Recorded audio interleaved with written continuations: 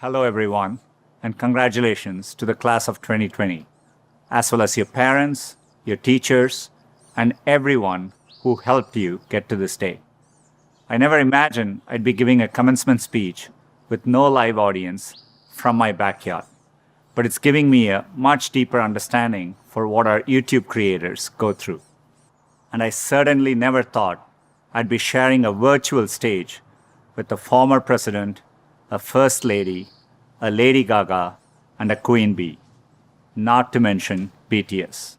I don't think this is the graduation ceremony any of you imagine. At a time when you should be celebrating all the knowledge you've gained, you may be grieving what you've lost.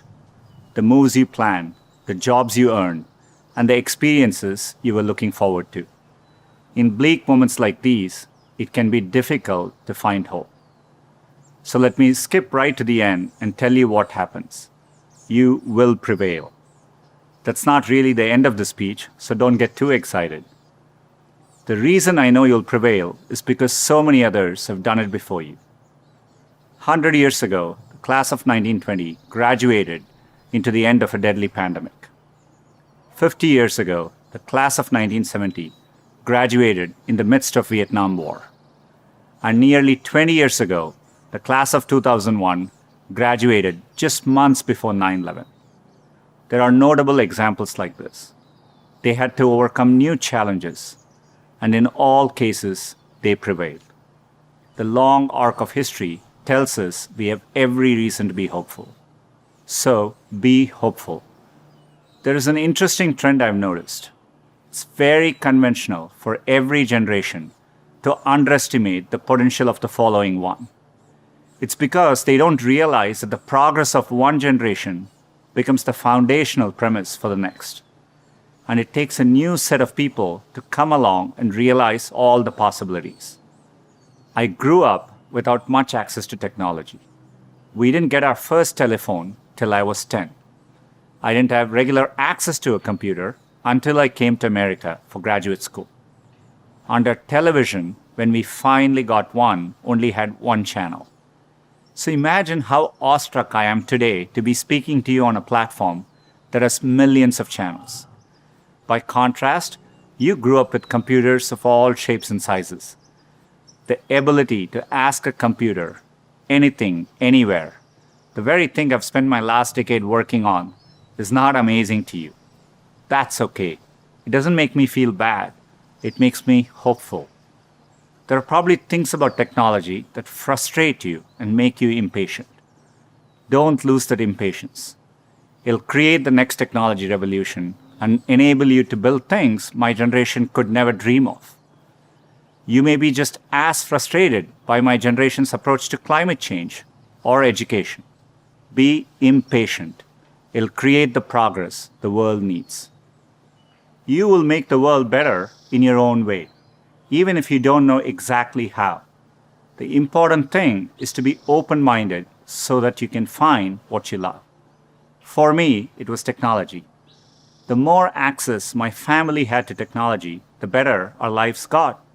So when I graduated, I knew I wanted to do something to bring technology to as many others as possible. At the time, I thought I could achieve this by building better semiconductors. I mean, what could be more exciting than that? My father spent the equivalent of a year's salary on my plane ticket to the US so I could attend Stanford. It was my first time ever on a plane. But when I eventually landed in California, things weren't as I had imagined. America was expensive. A phone call back home was more than $2 a minute, and a backpack cost the same as my dad's monthly salary in India. And for all the talk about the warm California beaches, that water was freezing cold. On top of all that, I missed my family, my friends, and my girlfriend, now my wife, back in India. A bright spot for me during this time was computing. For the first time in my life, I could use a computer whenever I wanted to. Completely blew my mind. And at that same moment, the internet was literally being built all around me. The year I arrived at Stanford was the same year the browser Mosaic was released, which would popularize the World Wide Web and the internet. The summer I left was the same summer that a graduate student named Sergey Brin met a prospective engineering student named Larry Page. These two moments would profoundly shape the rest of my life. But at the time, I didn't know it. It took me a while to realize that the internet would be the single best way to make technology accessible to more people. And as soon as I did, I changed course and decided to pursue my dreams at Google.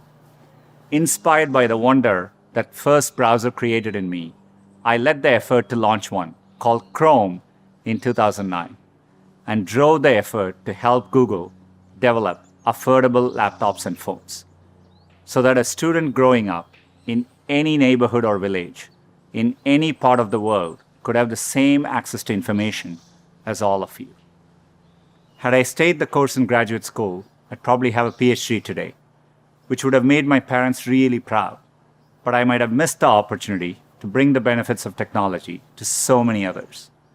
And I certainly wouldn't be standing here speaking to you as Google's CEO.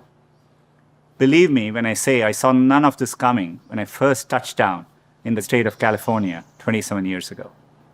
The only thing that got me from there to here, other than luck, was a deep passion for technology and an open mind.